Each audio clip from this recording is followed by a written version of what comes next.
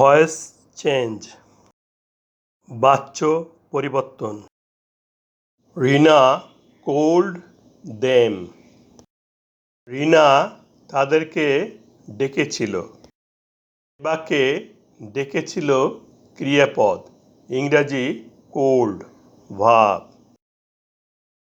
Cold ভার্বের ফর্মগুলো দেখে নিই।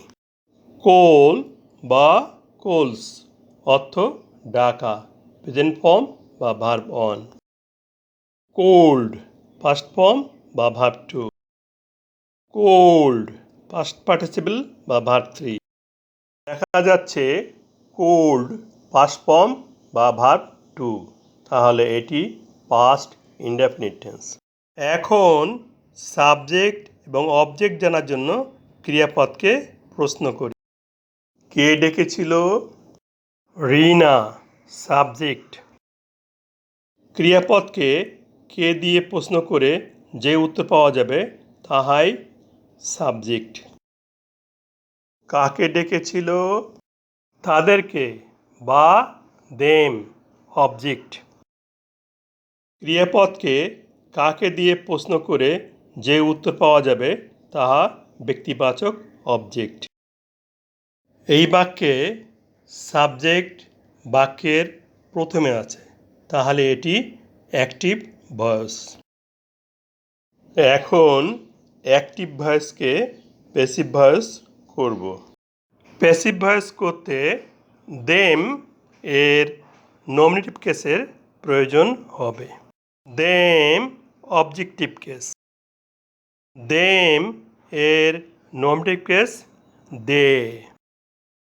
দেম এর নমিনেটিভ কেস পাচ্ছি দে। প্যাসিভ ভয়েস করতে দেম এর নমিনেটিভ কেস দে সাবজেক্ট হিসেবে বসবে। পাস্ট ইনডেফিনিট টেন্স এর প্যাসিভ ভয়েসের গঠন। অক্সিলিয়ারি ভার্ব ওয়াজ বা ওয়া প্লাস প্রিন্সিপাল ভার্বের পাস্ট পার্টিসিপল বা ভার্ব থ্রি। এখানে সাবজেক্ট আছে দে, third person plural number. Third person plural নাম্বারের সাথে ওয়া বসবে, তাহলে দের সাথে ওয়া বসাই। তারপর প্রিন্সিপাল ভার্বের পাস্ট পার্টিসিপল বা ভার্ব থ্রি বসবে।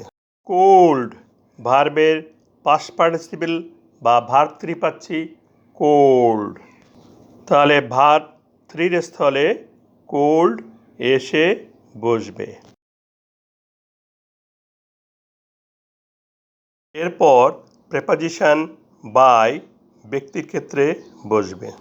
প্রেপোজিশন বাইয়ের পরে সাবজেক্ট রিনার অবজেক্টিভ কেসের প্রয়োজন হবে।